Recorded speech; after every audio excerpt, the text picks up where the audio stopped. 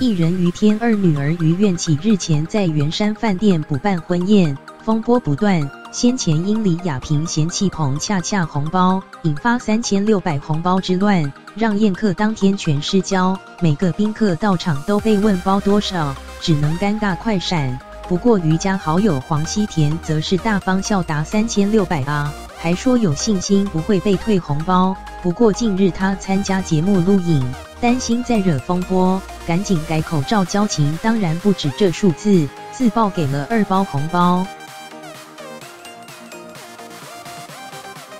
黄西田和于天已有50年交情，在婚宴当天被问到礼金包多少，他大方笑答3600。由于先前彭恰恰才被退红包，事件闹得沸沸扬扬，被问到不怕被退红包吗？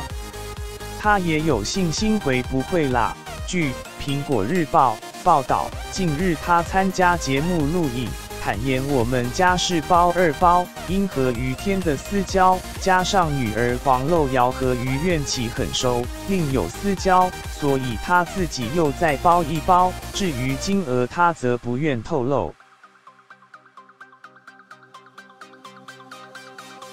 黄西田说，跟于大哥是认识这么久的朋友，我们在演艺圈好像家人一样，同时为彭恰恰事件缓颊，老朋友开玩笑，有时候我主持也会这样，纯粹就是台上效果。亚萍姐也是，彭哥不会计较的。在一旁的老婆陈静子也说，这次红包事件就像先前电信的399之乱一样，变成全民话题，连特别出席的蔡英文总统也逃不过。黄西田则赶紧澄清，我那天也是开玩笑，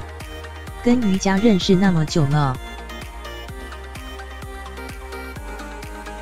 要大家笑笑就好，别放在心上。而于天事后也在中坦言，这次嫁女儿共收了300万左右的礼金，不过光婚礼场地就烧了近300万，不亏也没赚。